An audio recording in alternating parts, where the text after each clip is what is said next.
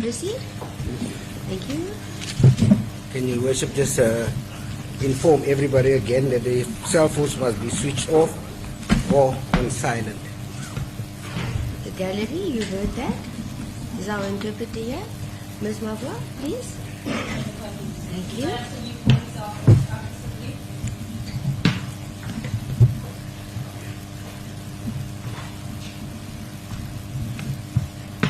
Just a minute, sorry.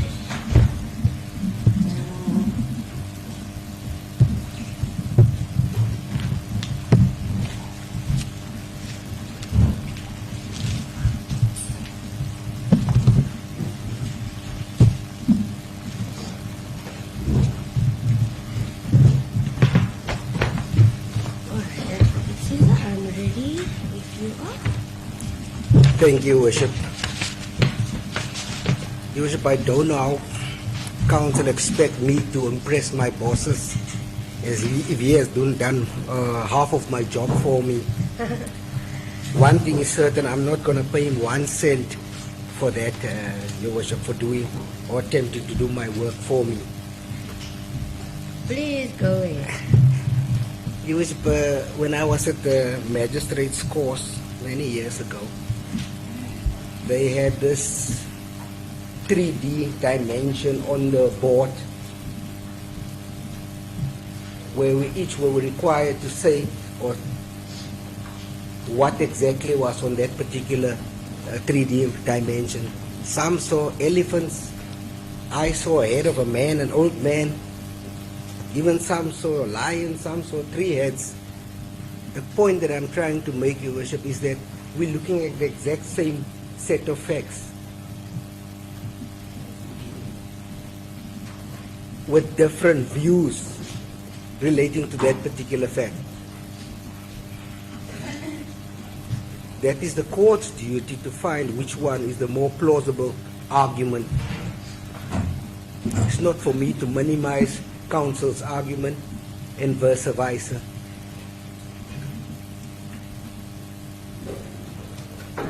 There's just 2 aspects that I need to rectify right from the beginning. The issue relating to the filing of heads. My heads, I confirm it was filed on the 1st of April.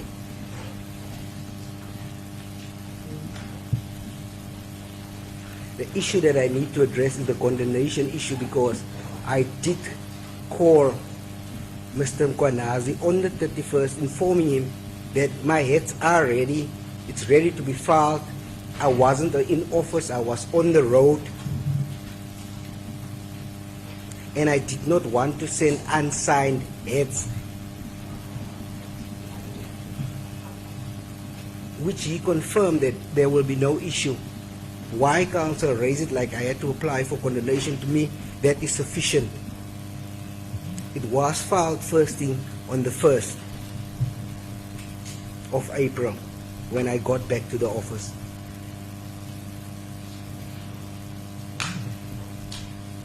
The second issue that I also relating to the condemnation, I did not read Council's heads on the 31st. Reason being, as I already explained, I was on the road, I was not in office, I was unable to read it. That's the reason why I contacted the attorney, Mr. Mkwanazi, because I did not have any other person's number.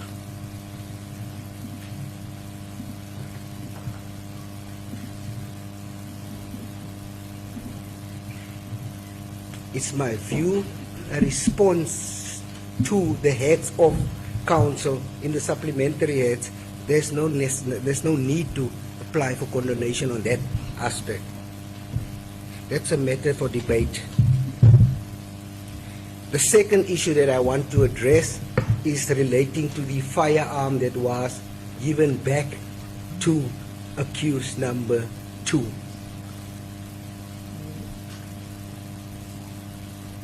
It was given back to accused number 2 on the day when he was found not guilty.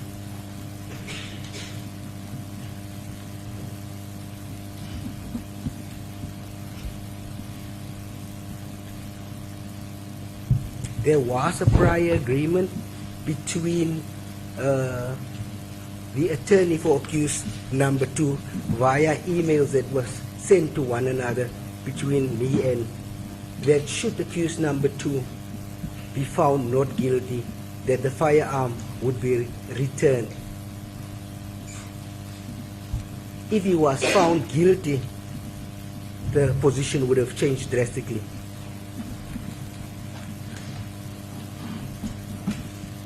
The issue about the firearm being given back, it's our submission that that is a storm in a teacup. We are fully within our rights. If you read Section 30 of the Criminal Procedure Act, Section 31, which allows us to give the firearm back if there's no need for the firearm to be kept further. If I might read, just to assist counsel, what this particular section says relating to that. Sure.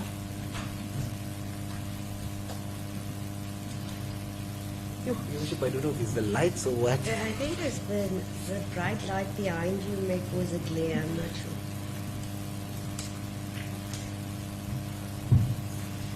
If you could ask my legal colleague, because it's so, I will actually ask counsel to read that particular part for me. You must read section 30 and then section 31(1), because I can't see. I don't know if it's the Just borrow someone's spectacles at Caesar. It's time. It's time. It's time that you go and get spectacles. Sure. Oh, he's got No. them there, look. This, you should. Sorry. I got the spectacles. Now we It's much are in a better. spectacle. All right. Much better. Section 30 deals with disposal by a police official of an article after seizure. A police official who seizes any article referred to in Section 20, which we know it's articles which they lawfully entitled to seize from an accused or a suspect or any person who is suspected to have committed a crime, to whom any such article under the provisions of this chapter delivered may, if the article is perishable, with due regard to the interests of the persons concerned, dispose of the article in such a manner as the circumstances may require, or may, if the article is stolen, property or property suspected to be stolen with the consent of the person from whom it was seized, deliver the articles to the person from whom, in the opinion of such police official, such article was stolen, and shall warn such person to hold such article available for the production at any resultant criminal proceedings if required. I'm not going to leave the last one, C. I'm going to go to Section 31, subsection 1A, that deals with this particular issue. If no criminal proceedings are instituted in connection with any article referred to in Section 30C, or if it appears that such article is not required at the trial for purposes of evidence or for purposes of any order of court, the article shall be returned to the person whom it was seized, if such person may lawfully possess such article, or if such person may not lawfully possess such article, to the person who may lawfully possess it. We had no need for that firearm anymore after accused number 2 was acquitted. They didn't need to come and apply or bring an application for the court to make such an order. We did not deem it necessary. It was well after within our rights, after consultation with the investigating officer, that such article be returned and that he be warned that such article may be made available maybe at a later stage. That is exactly what happened. It's my submission that this issue about the firearm being returned is a storm in a teacup, because we were perfectly within our right to return it. The investigating officer has retired. If that article went missing in his absence, it would have caused a greater problem. So that's why the decision was taken to give him the article after he was found not guilty. Ms. Thompson's evidence regarding that particular article, she was not cross-examined because that is evidence that she got from the accused or whoever was informing her that that particular article was given back. It's the same storm in a teacup that was made about the laptop where the video evidence was on was stolen, despite the fact that it was kept on another hard drive. The laptop was a non-event, so we didn't need to focus on that particular issue. The evidence was still there, it was already collected, just as the article prescribes.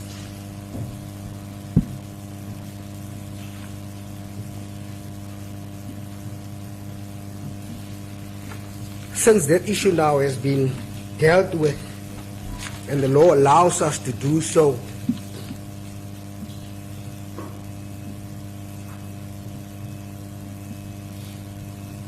I want to deal with the issue relating to Section 9 of the Constitution, because that is where everything starts.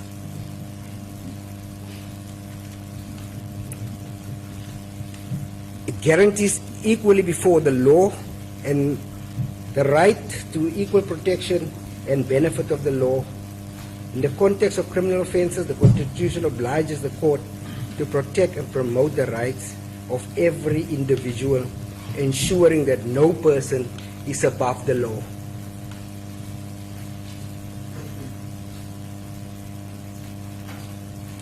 I will get to this particular part in a later stage, just to respond to what counsel was referring to about the double-edged sword relating to the accused being treated equally before the law like anybody else, and the fact that we mentioned that he was a public figure and that he should get a more severe sentence than the normal man on the street.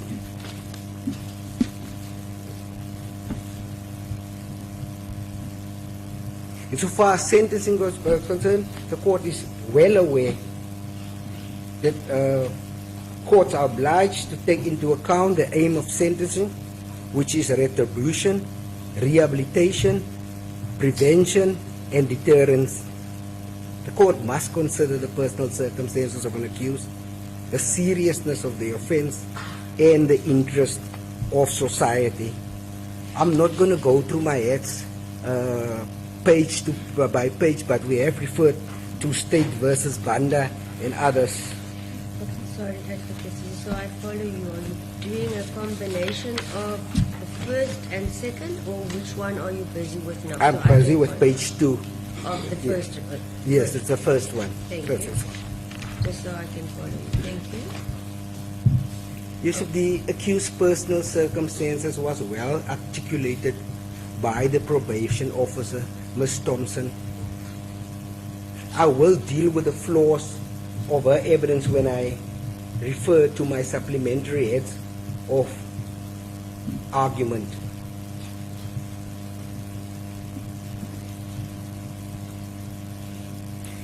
It seems that basically she relies on those factors that the accused did not injure somebody, that he possessed the firearm for a short period of time, and then she made a recommendation because he also have a soup kitchen that he is responsible for, that he should get a non-custodial sentence.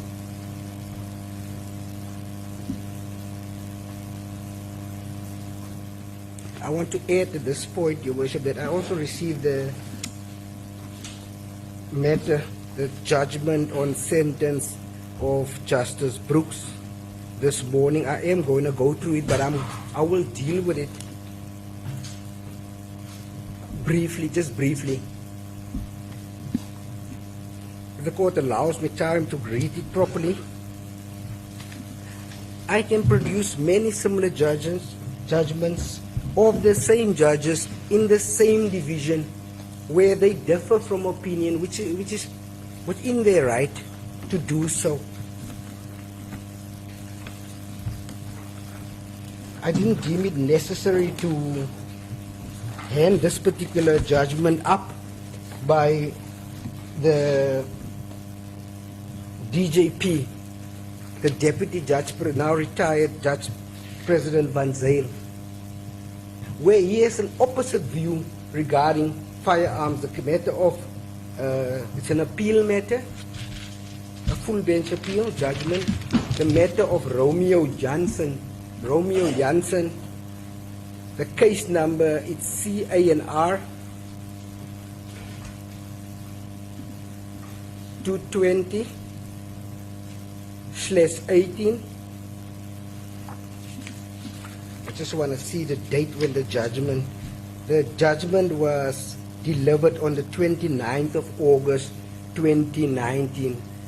This is a full bench matter where he held the exact opposite view of what Justice Brooks held regarding the possession of firearm, and this already outweigh the judgment as counsel has handed up of Mr.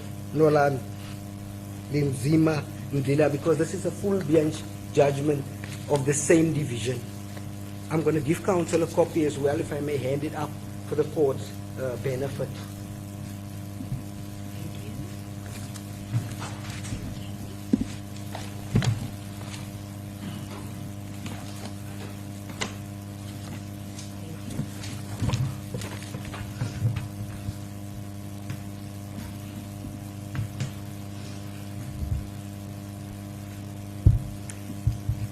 Your Worship doesn't even have to be concerned. The fact that that judgment already outweighed this one, which is by a single judge,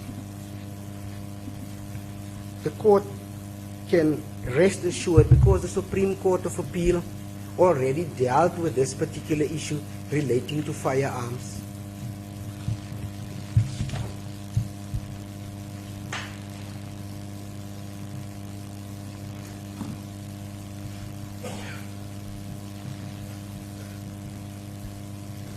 We know that the Supreme Court of Appeal is the highest court, and then the Constitutional Court, the apex court.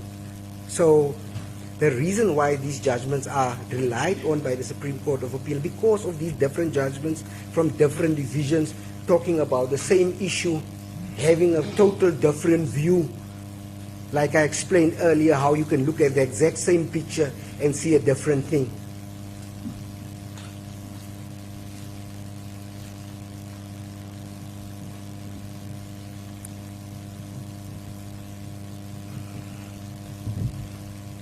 He differs from Judge Brooks, gave a direct imprisonment, quite a substantive one in that Romeo Johnson appeal matter.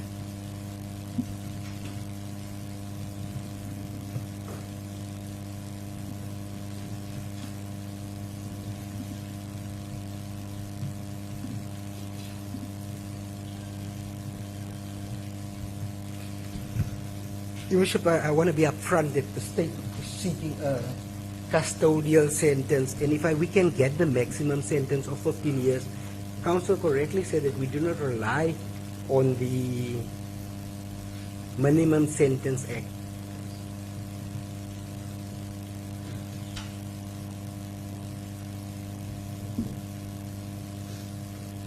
We do rely on section 121, which refers to the maximum sentence of 15 years. And I'm going to tell the court why we are relying on that particular sentence, or the request to impose at least a 15-year term imprisonment. Your Worship, without being prescriptive, it is correct that the custodial sentence will send out a clear message. Counsel referred earlier about this happen regularly, where people just send fire shots at events, at funerals and so on. I must say, I only saw it on television once, is the one that was highlighted by the Deputy Mayor, I think, of the Nice Now George municipality.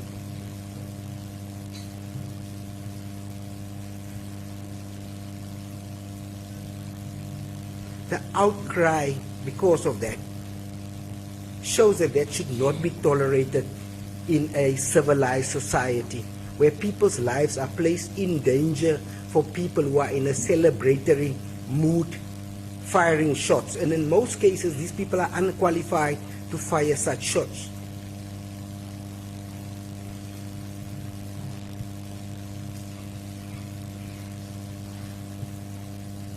In this instance, accused did not just fire one shot and left it at that, which we can consider to be an accident.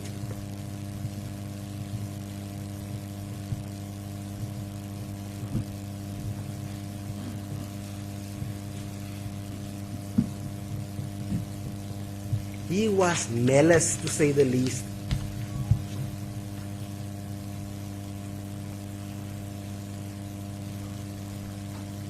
His actions constituted extreme danger to the 20,000 plus people that were present, not even mentioning the community right around Mdantsane, which we know is one of the biggest locations in South Africa. It's condensed, it's densely populated, and especially on a weekend, it is busy in Mdantsane.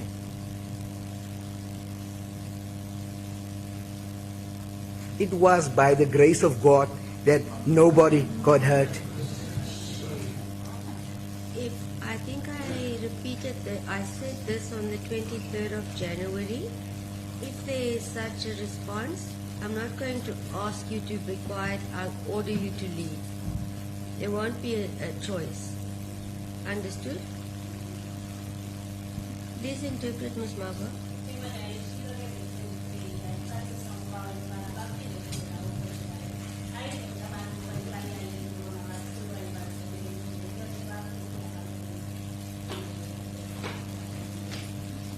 You may watch outside if it's going to cause a delay and more noise. Ms. Margot?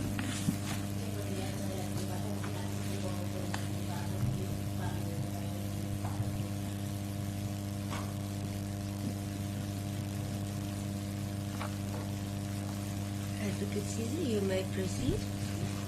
Thank you so much, Your Worship. The accused is a political leader. He's got a huge following.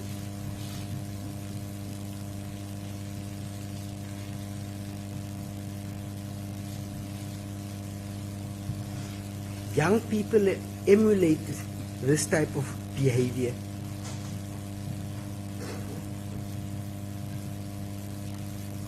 What he doesn't realize is that he already opened a Pandora's box where he creates the impression that this type of conduct is acceptable.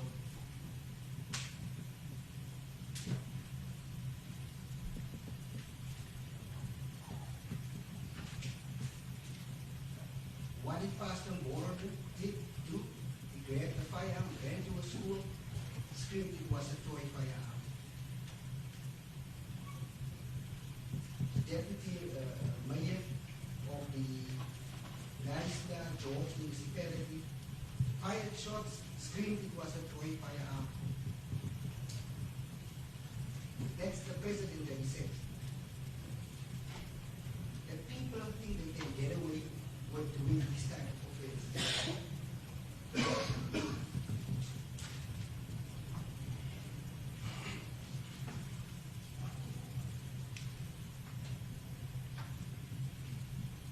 Courts said clearly that such barbaric behavior should not be tolerated.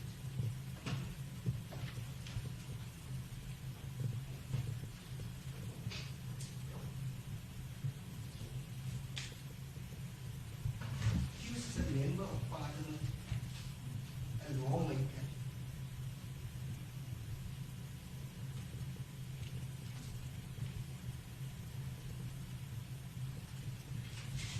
Yet he's the one that broke the law. If it was anybody else, you would have screamed that that person should go to prison. But now the foot or the shoes on the other foot is screaming, give me a custodial change.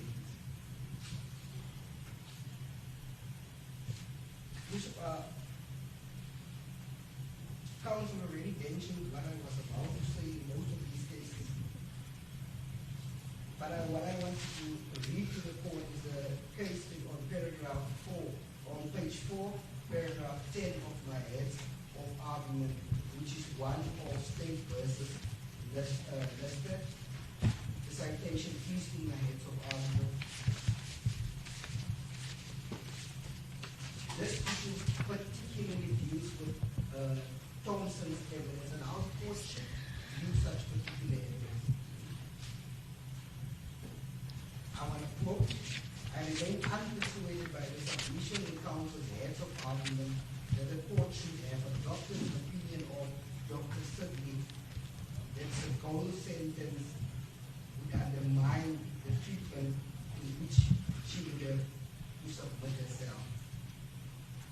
prison, one knows, is not a continual place. And the conditions may well be less than ideal for psychotherapy. But then a prison is primarily an institution of punishment, not a cure. As the court of woe was at pains to point, the approach of a sentencing officer is not the same as that of a psychiatrist, and if I might add, also a probation officer or a social worker. A sentencing officer takes into account all the recognized aims of sentencing, including the definition. The psychiatrist is concerned with the diagnosis of rehabilitation.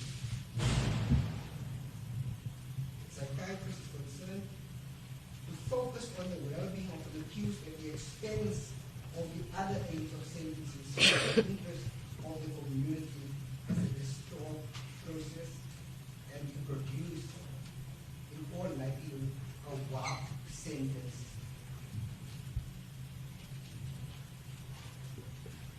Now I went to the Oxford Dictionary to try to understand what this word WAP means.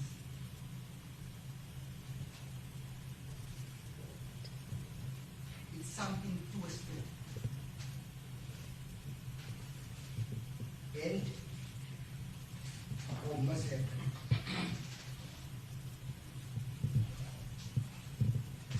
Something diverted from its original form.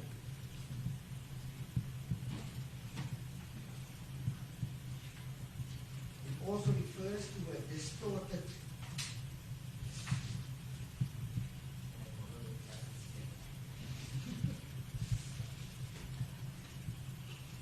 it's a guy that's not normal. I'm getting going for an eye test after this. Please do. I'll be doing now for a while. It refers to a distorted, abnormal, or perverse mental state, or sense of humor, or twisted moral values.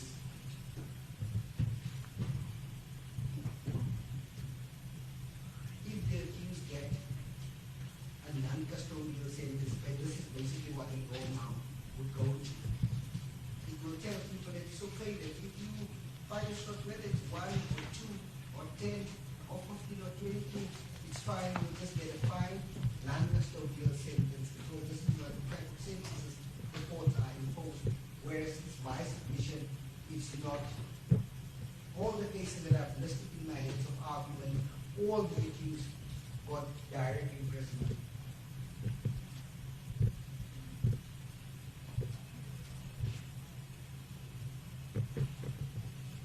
Counsel also stated that I refer to the Minimum Sentence Act. I don't see it was not one. The fact of the matter is the point that we were trying to make, that the Minimum Sentence Act and the Mahal judgment is at pains to explain that court should impose standardized sentences, whether it's minimum over 15, 15 and up, or maximum 15 and down. The sentences should be more or less the same, depending on the facts of that particular case.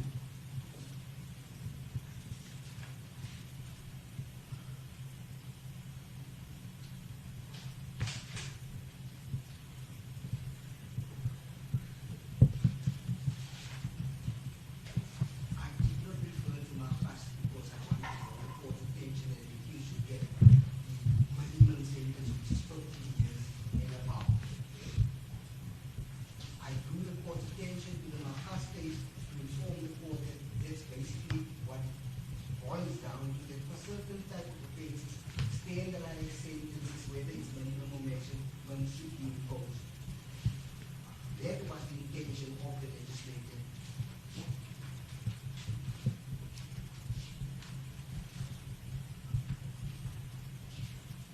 In State versus the airport, on page 5 in my head,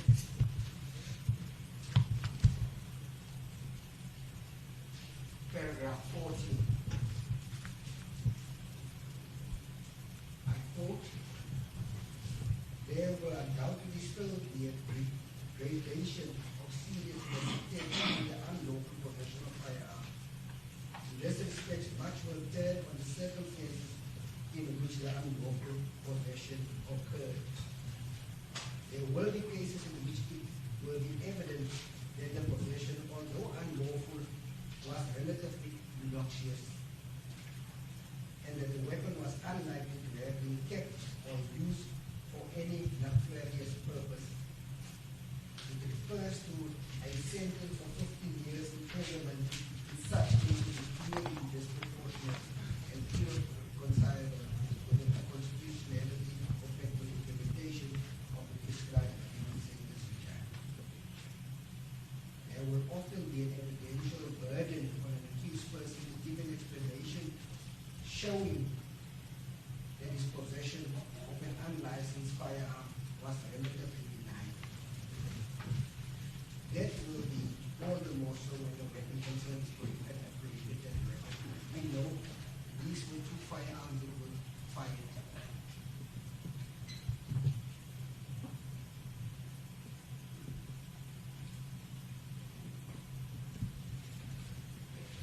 There was a submission that nobody came to come and testify.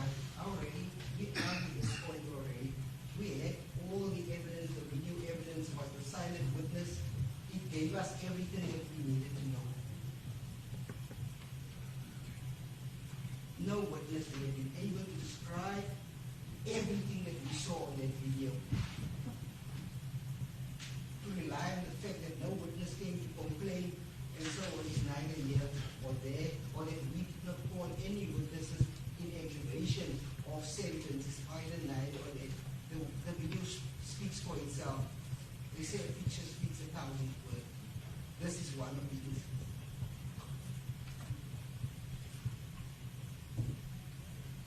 I always have an issue when I see words like noxious and so on. I like to consult the dictionary to understand what is this person trying to say when he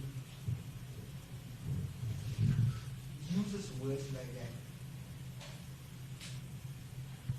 The word in this noxious, in this context, is meant not harmful, injuries. It describes something safe, inoffensive, or unlikely to cause disapproval.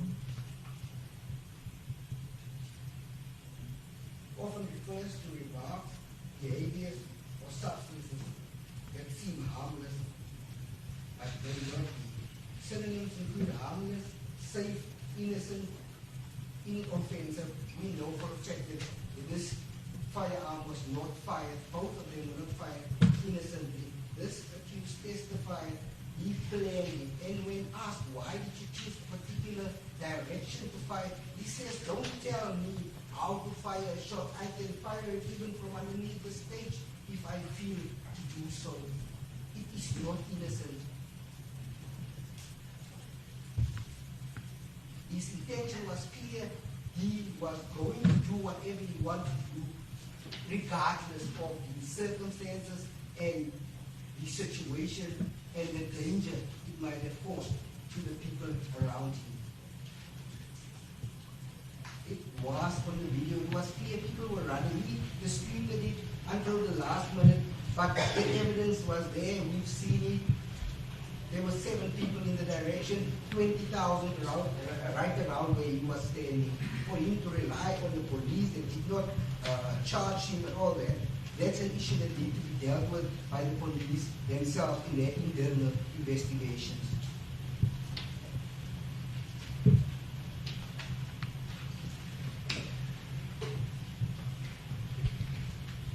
I've already highlighted to this court why I referred to the Malpas case. And just to be clear that it is against this background that sentencing for firearm-related offences in terms of the minimum sentence regime must also be viewed. The question arises as to whether a standardized and consistent result, as was envisaged by the Malpas case, has indeed been achieved in respect of sentencing for the possession of semi-automatic firearms. We know that this one was an assault rifle, despite it being semi-automatic. The size of the ammunition is dangerous. bigger, it's more powerful, and could have had fatal consequences.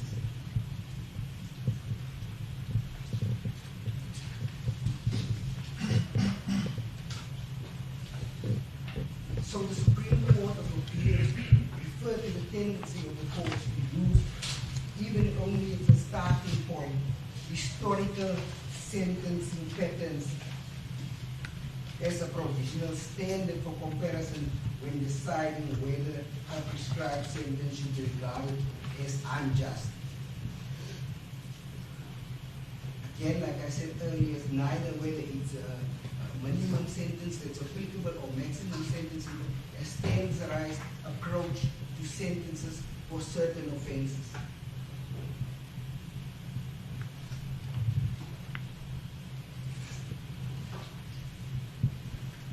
I prefer to all the judgments that counsel assisted me, Malikane, Asma, Romsla, Sibanda, Lata, Tumo, Lahi, Fatui, Lordro, Tau, Mukobo,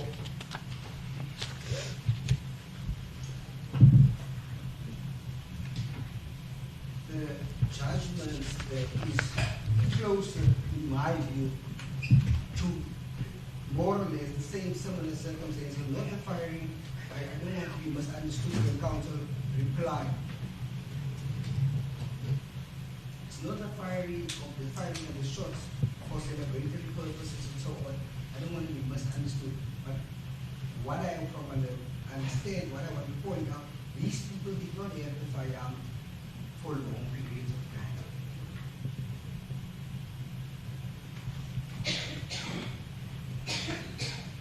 I have referred to it in my cross-examination of Ms. Thompson if the matter of state versus SWAT, where the appellant was convicted on 2 counts of unlawful possession of a semi-automatic firearm. The court confirmed the minimum sentence of 15 years on one of the counts in view of the fact that the appellant reported a denial of possession, which the denial was found to be false, which is the same as this instance.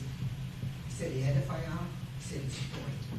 He still maintains it's a toy, regardless of the evidence, already overwhelming evidence proving otherwise, that this was indeed a real firearm owned by the owner, which we gave the firearm back to, which was ballistically legal. Back to after he was found not guilty and discharged.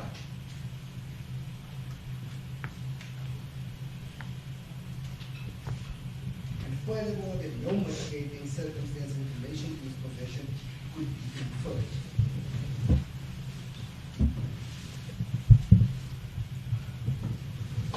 The court held in Ms. Swart's case that there was nothing to place in unlawful possession of the firearm in a less heinous light, and that which motivated the lawmaker to lay down a minimum sentence of 15 years. However, the further count of unlawful possession of a semi-automatic firearm, the appeal against the minimum sentence imposed was upheld and replaced with a sentence of 7 years imprisonment. This gentleman had 2 firearms. Mr. Thompson testified, said, 2 firearms, not taking into consideration, even when it was pointed out to her that the accused fired with 2 different caliber firearms, which he denied that he knew that the one was smaller or bigger, something that was so obvious to see. I don't know firearms well, but you know one is a rifle, the big one, and one is small, it's a heavy gun.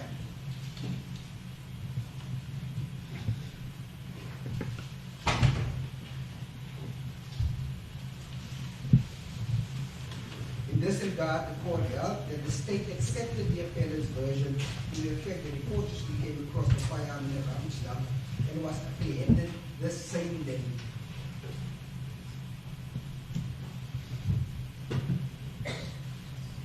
Here, Mr. Thompson was saying, you didn't know how long did he have it, and all the fact of the matter is, a day has got 24 hours in it, and he was apprehended the same day.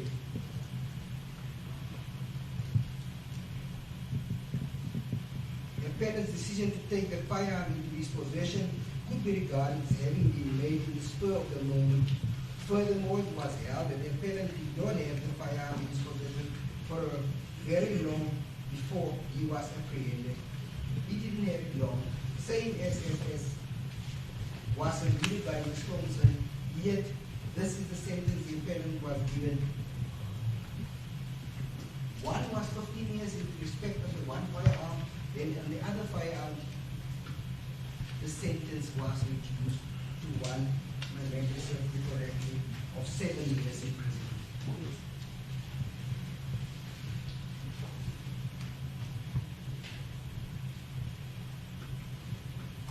The court held that if the circumstances of the crime were such as to make a sentence of 15 years imprisonment as proportion. That was the one that he did not have for a long time. The other one, we didn't know how long he had the firearm in his possession. What I want to point out in this particular matter, it's not said whether he fired shots with this particular firearm or not, or whether he used it in the commission of further offenses. My memory serves me correctly. Counsel, I told you, did point out that matter. It's just I can't remember what exactly was said regarding that particular point. But the fact of the matter is that he did not have the firearm for a long time. So State versus Delport, although dealing with a fully automatic firearm, when J expressed reservations about the suggestion in some judgment that the possession of a unlicensed firearm should be treated as serious only if the weapon had been used for the commission of the offense. The point that I just raised just before this, it looks like the impression is created that if you have a firearm in your possession, you should commit other serious offenses for you to qualify for a 50-year imprisonment, which is not the intention of the legislature. That's why the Firearms Control Act was enacted, because of the seriousness that the Parliament deemed it necessary, the legislature deemed it necessary to make a specific act for firearms because of the serious nature that it poses.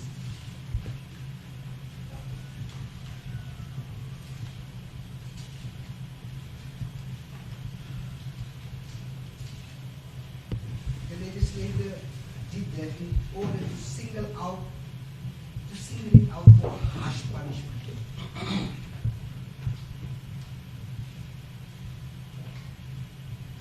You are already guided by the cases in the Supreme Court of Appeal.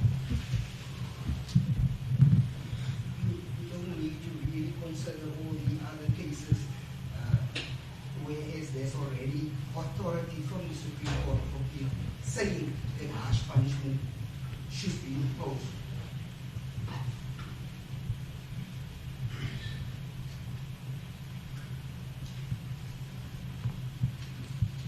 In both them, Barreto and reply, the Supreme Court of Appeal upheld the minimum sentence for the possession of semi-automatic firearms.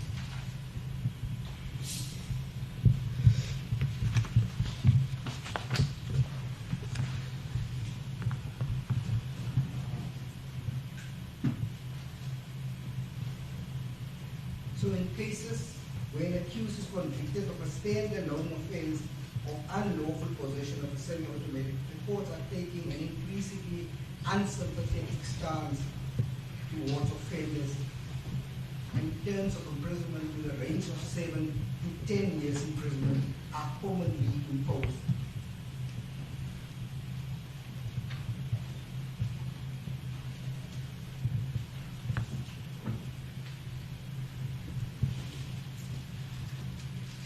In addition, the accused's personal circumstances, one of the most important factors in deciding an appropriate sentence is his explanation as to how the unlawful possession came about.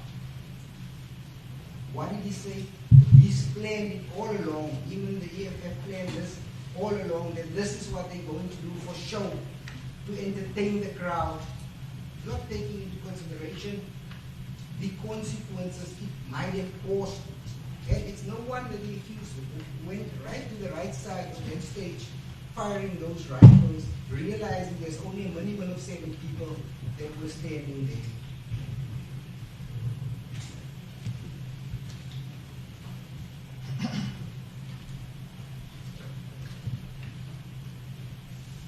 It seems that the judicial sentiment increasingly does not support the view that possession of an unlicensed firearm should be treated as serious only if the weapon has been used in the commission of the offense. And in this case, we know for a fact that he did not, he used it. He was found guilty of all the other alternative counts, or the other counts, because he has used them. He was charged for that, and he was convicted of those offenses. I've already alluded to the fact that there were so many people there, and the danger that the accused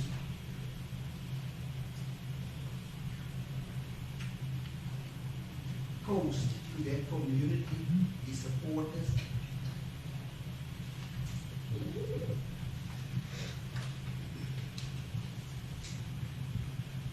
Therefore, the state prays for the maximum sentence of 14 years imprisonment in light of these aggravating circumstances and factors that are already pointed out to the court, without being prescriptive before. And in respect of the possession, unlawful possession of firearm, he should have actually been charged being in possession of at least 22 of those live ammunition, because if the logic dictates if one of those were linked to that firearm, it should have been 7. Logic dictates that the other 6 that went out before them was also live ammunition.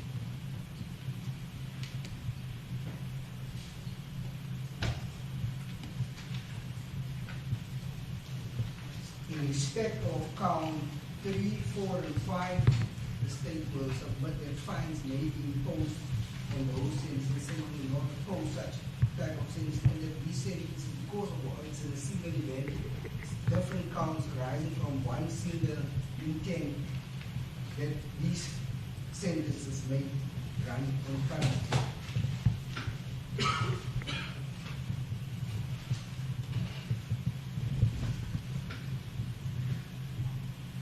Counsel said this already when he read my ex paragraph 47 on page 30, as I was concluding that the accused have treated this proceeding with such contempt.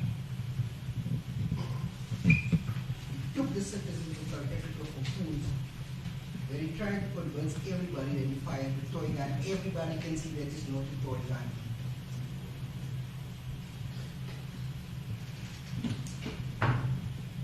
Blamed everybody for his actions. He confused the law with politics. He practiced all intimidating tactics by hiding behind crowds. Dragged us to be participants in this show. It's time for this court to tell you that this show is over.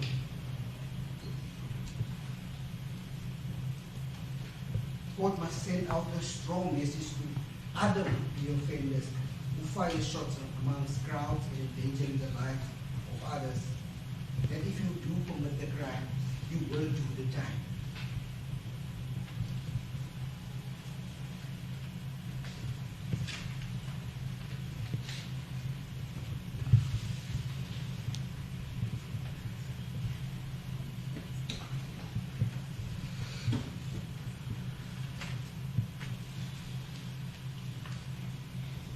Counsel refers to the supplementary as a repetition.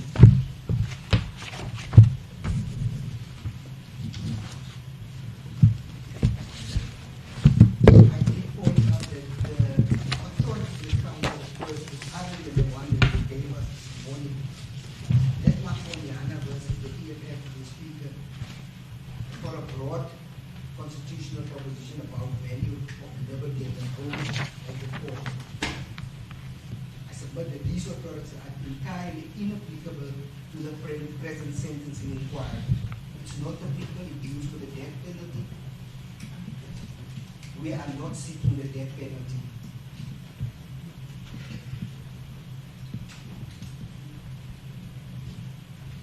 Its ratio has no application to the imposition of a proportionate custodial sentence because serious firearms offenses. It doesn't even relate to firearms.